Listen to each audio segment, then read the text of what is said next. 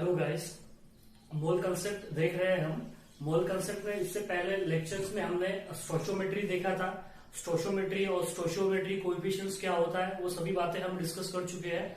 उसके बिहाफ पे हम रिएक्टेंट के नंबर ऑफ मोल हमें दिए होते हैं, प्रोडक्ट के नंबर ऑफ मोल निकाल सकते हैं, या फिर अगर दो रिएक्टेंट है तो दो रिएक्टेंट के स्टोइचियोमेट्री कोएफिशिएंट को देख के हम एक रिएक्टेंट के दूसरे रिएक्टेंट से नंबर ऑफ मोल्स निकाल सकते हैं, मोल्स टू मोल रिलेशन निकाल सकते हैं, मास टू मास रिलेशन निकाल सकते हैं, वॉल्यूम्स टू वॉल्यूम रिलेशन निकाल सकते हैं, पार्टिकल से पार्टिकल रिलेशन निकाल सकते हैं। ये सभी बातें हम प्रीवियस लेक्चर में डिस्कस कर चुके हैं, जिसमें हमने स्टोइचियोमेट्री और स्टोइचियोमेट्री कोएफिशिएंट देखा था।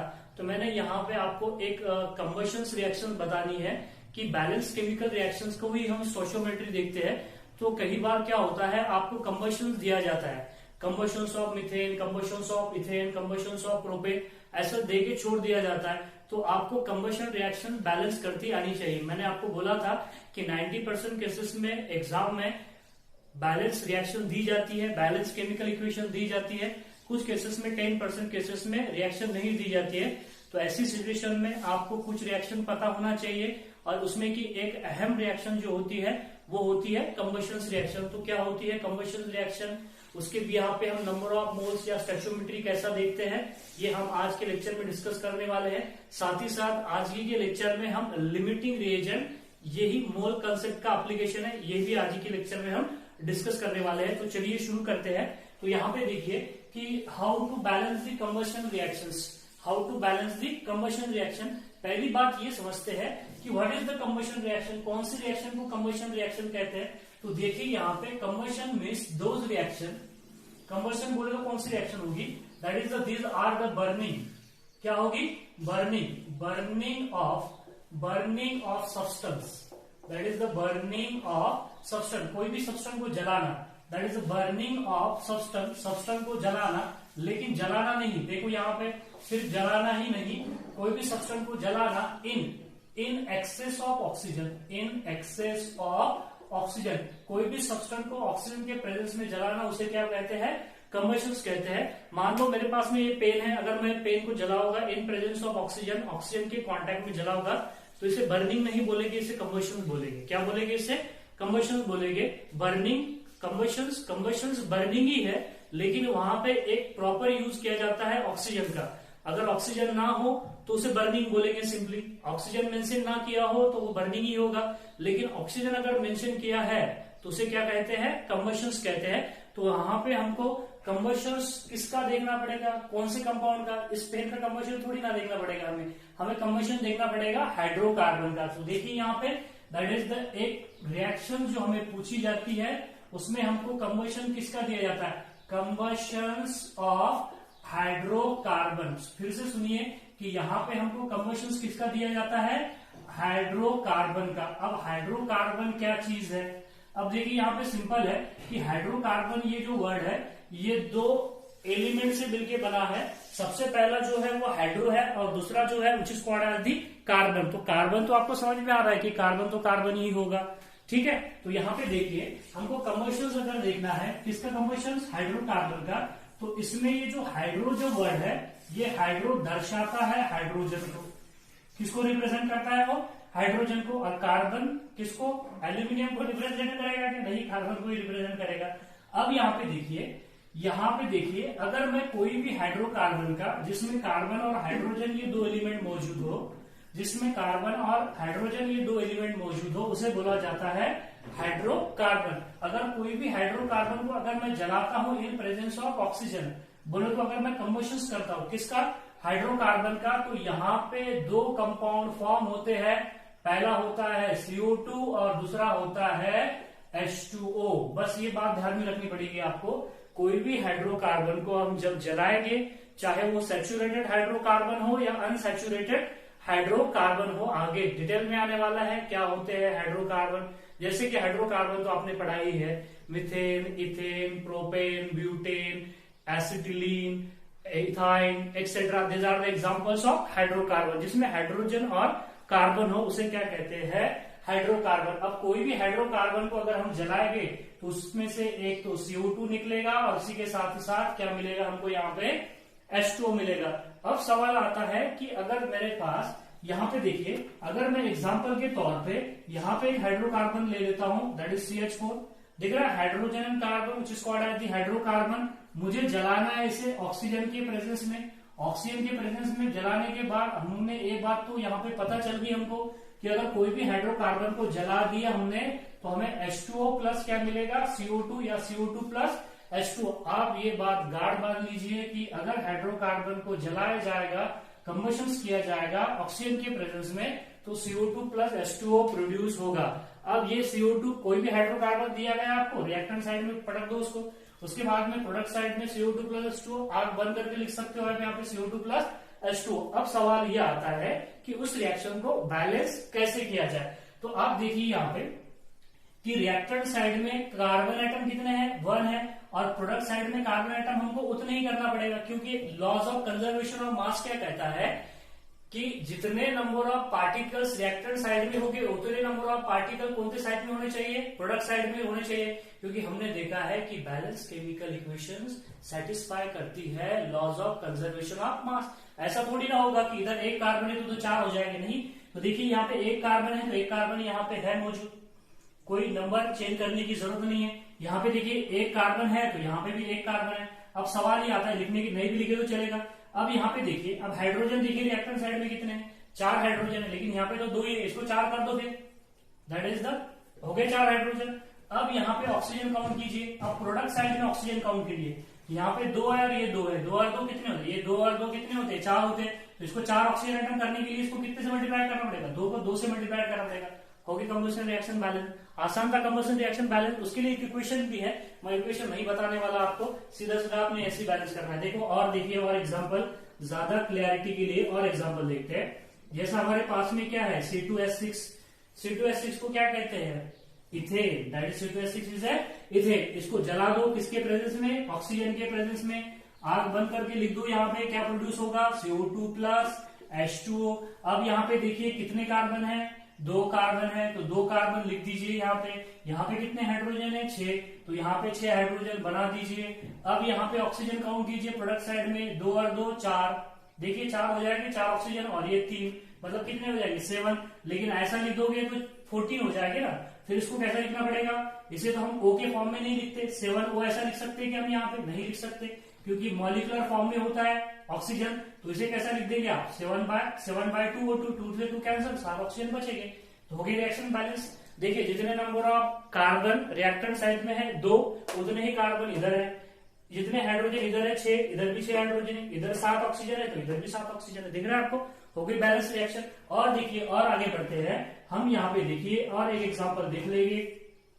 जैसा कि मेरे पास है C3H8, इसे कहते हैं प्रोपेन, C3H8 प्रोपेन, और O2 लोगे आप, यहाँ पे क्या लिखोगे आप, CO2 प्लस H2O, क्या लिख दोगे यहाँ पे आप, CO2 प्लस H2O लिख दोगे। अब यहाँ पे देखो आप, कार्बन कितने हैं, 3 है, बस देखना ही तो है, यहाँ पे 3 कर दो। यहाँ पे हाइड्रोजन 8 है, तो यहाँ पे 8 हाइड्रोजन बना दो तो 4H2 हो जाएगा। अब ऑक्सीजन देखिए यहाँ पे कितने हैं, 6 प्लस 4 10 हो जाएंगे, 6 प्लस 4 इज 10 बोलो तो कितने हो जाएंगे, 10 ऑक्सीजन, बोलो 5O2 हो गई बैलेंस रिएक्शन। और भी एग्जांपल और देख सकते हैं हम, यहाँ पे हमारे पास में अगर C2H4 हो जाए, इसे कहते हैं इथिलीन, क्या बोलते हैं इसको, इथिलीन बोलते हैं। अब इथिलीन अनसैचुरेटेड है, इसको भी जला दो, कोई फर्क नहीं पड़ने वाला। इसमें कार्बन है ना, तो कार्बन है तो कार्बन और हाइड्रोजन है तो CO2 प्लस क्या मिलेगा, H2O मिलेगा।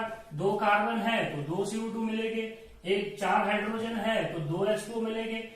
ऑक्सीजन कितने हो गए, 2 और 2 4, और 4 और 2 6 हो गए, टोटल 6 ऑक्सीजन, 6 O2 हो जाएगा। 6 O2 क्यों होगा, 6 O2 तो 12 हो जाएगी। फिर यहाँ पे क्या करना पड़ेगा, sorry that is 3 O2, 3 oxygen हो जाएंगे, 3 O2 हो जाएंगे तो 6 ऑक्सीजन एटम हो जाएंगे। आपको समझ में आ रही है, ये इस तरीके से क्या रहेगी, बैलेंस रिएक्शंस रहेगी कोई भी हाइड्रोकार्बन की। क्या करना है आपको, कंबशन मतलब होता है burning of substance in excess of oxygen which is called as the combustion. कोई भी सब्सटेंस को जलाना इन प्रेजेंस ऑफ ऑक्सीजन, उसे बोला जाता है कंबशन। और हाइड्रोकार्बन बोले तो ऐसे सब्सटेंस जिनमें क्या होता है, कार्बन और हाइड्रोजन, उन्हें कहते हैं हाइड्रोकार्बन। और कोई भी हाइड्रोकार्बन को जलाने के बाद में हमको CO2 प्लस H2O मिलेगा। आप देख लीजिए यहाँ पे नंबर ऑफ इक्वेशंस है। पहले रिएक्टेंट साइड में कार्बन देखिए, उतने साइड प्रोडक्ट साइड में उतने कार्बन को मैनेज कीजिए। बाद में रिएक्टेंट साइड में हाइड्रोजन देखिए, प्रोडक्ट साइड में उतने हाइड्रोजन को मैनेज कीजिए। बाद में प्रोडक्ट साइड में नंबर ऑफ ऑक्सीजन देखिए और रिएक्टेंट साइड में ऑक्सीजन को मैनेज कीजिए। कुछ प्रॉब्लम समझते हैं यहाँ पे, देखिए यहाँ पे उस रिएक्शन से बैलेंस केमिकल इक्वेशन से तो हमको स्टोइकियोमेट्री समझ में आती है। स्टोइकियोमेट्री जो हम स्टडी किए हैं या स्टोइकियोमेट्री कोएफिशिएंट जो देखे हैं वो बैलेंस केमिकल इक्वेशन का ही देखे हैं हमने, ठीक है। तो रिएक्शन मस्ट भी बैलेंस होनी चाहिए स्टोइकियोमेट्री समझने के लिए, ठीक है। अब मेरे पास में यहाँ पे देखिए एक कंबशंस का यहाँ पे एग्जांपल्स है कि calculate the amount of water in gram produced by the combustion of 16 gram of methane. 16 gram of methane. तो पहले यहाँ पे हमको कंबशन रिएक्शन लिखनी पड़ेगी। किसकी कंबशन रिएक्शन लिखनी पड़ेगी? मीथेन की। इक्वेशन तो दी नहीं है, देखो अब यहाँ पे, अब इक्वेशन दिए गए यहाँ पे, अब प्रॉब्लम हो जाएगा। तो अब यहाँ पे हमको कंबशन, इसलिए मैंने आपको शुरुआत में ही कंबशन बता दिया, ठीक है। तो अब मीथेन का अगर कंबशन करना है तो देखो मैं इक्वेशन लिख देता हूँ मीथेन की कंबशन की। CH4 plus O2 to produce CO2 plus H2O। क्या ये बैलेंस है?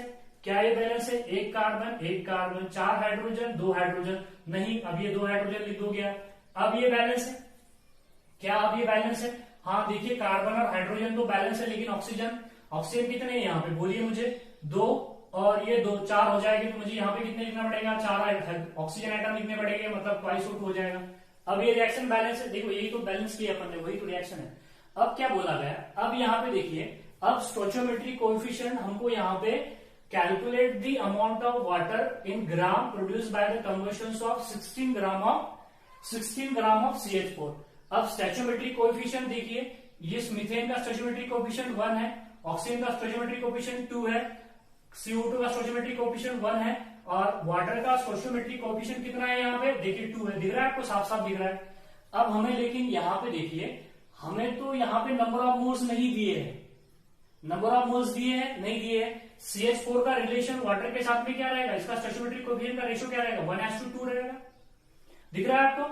ये जो मीथेन और मीथेन के रिस्पेक्ट में हमको देखना है, ऑक्सीजन के रिस्पेक्ट में देखना है क्या? नहीं देखना है, क्योंकि ऑक्सीजन का मास थोड़ी ना दिया है हमको, पूछा किसका है? वाटर का। तो अब यहाँ पे देखिए, हमको मीथेन के रिस्पेक्ट में हमको वाटर का वेट पूछा गया। वाटर का क्या पूछा गया? वेट पूछा गया। तो अब देखिए, वाटर का एक मॉलिक्यूल कितने, सॉरी मीथेन का एक मॉलिक्यूल वाटर के कितने मॉलिक्यूल बनाएगा? 2 मॉलिक्यूल। मतलब इसका जो मोल रेशियो है वो कितना है? 1:2 रेशियो है। लेकिन नंबर ऑफ मोल्स तो यहाँ पे वाटर के नहीं दिए, मीथेन के नहीं दिए, लेकिन क्या दिया गया? गिवन वेट दिया गया। तो हम लिख दो यहाँ पे number of moles of methane, number of moles of methane given weight upon molecular weight. Given weight upon molecular weight मैं नहीं लिखूंगा, आप देख लीजिए बार बार यहाँ पे वही बात होने वाली है। Given weight upon molecular weight, number of moles of methane कितने हो गए? CH4 इज इक्वल टू कितने मोल्स हो गए यहाँ पे? 1 मोल्स हो गए। कितने मोल्स हो गए? 1 मोल्स हो गए, ठीक है। अब देख लीजिए यहाँ पे आगे क्या समझते हैं कि मीथेन 2, मैं फिर से लिख रहा हूं यहाँ पे, देखिए फोकस कीजिए। मीथेन टू वाटर का जो रेशियो है वो कितना है? 1:2 है। अगर मैं मीथेन का 1 मोल लूंगा तो वाटर के कितने मोल प्रोड्यूस हो गए? 2 मोल प्रोड्यूस हो गए। तो 1 मोल होगा तो 2 मोल प्रोड्यूस हो गए। समझ में आ रही है बात यहाँ पे? अब नंबर ऑफ मोल्स देखिए, यहाँ पे हमको number of moles of methane दिया गया था यहाँ पे 1 मोल, वाटर के कितने मोल प्रोड्यूस हो गए? 2 मोल्स प्रोड्यूस हो गए। अब हमको number of moles of water दिया गया, देखिए number of moles of water, number of given weight से 16 gram of oxygen, 16 gram of methane से 1 मोल होगा, तो यहाँ पे 2 मोल ऑफ वाटर प्रोड्यूस होगा। तो वाटर की कितना वेट प्रोड्यूस होगा? तो हम वेट ऑफ वाटर निकालेंगे। Weight of water is equal to number of moles of water into water का molecular weight is equal to कितना हो जाएंगे? बोलिए 2 इंटू 18 बोले इक्वल टू क्या हो जाएगा? दैट इज द 36 ग्राम। मतलब 16 ग्राम ऑफ मीथेन को जब जलाया जाएगा तो that is the 36 gram of क्या प्रोड्यूस होगा? वाटर प्रोड्यूस होगा। 36 ग्राम ऑफ क्या प्रोड्यूस होगा? वाटर प्रोड्यूस होगा। और मुझे बताइए, अगर मैं 1 मोल ऑफ मीथेन जलाऊंगा तो कितने मोल ऑफ CO2 प्रोड्यूस होगा? 1 मोल ऑफ CO2। मतलब 16 ग्राम ऑफ मीथेन अगर जलाऊंगा तो that is 44 gram of CO2 produce होगा। 44 ग्राम ऑफ क्या प्रोड्यूस होगा? वहां पे CO2 प्रोड्यूस होगा। आई होप आपको बात समझ में आ गई होगी। अब नेक्स्ट आगे बढ़ते हैं। देखिए यहाँ पे एक नेक्स्ट प्रॉब्लम्स है। यहाँ पे देखिए पूछा है, how many moles of CH4 is required to produce the 22 grams of CO2 after the combustion. मैंने अभी बोला है थोड़ी देर पहले, फिर से सुनिए। मैंने बोला है यहाँ पे 1 मोल ऑफ CH4 को जलाएंगे तो 1 मोल ऑफ CO2 प्रोड्यूस होगा। अगर मतलब 16 ग्राम ऑफ अगर मैं 16 ग्राम ऑफ ऑक्सीजन CH4 को जलाऊंगा तो 44 ग्राम ऑफ क्या मिलेगा, CO2 मिलेगा।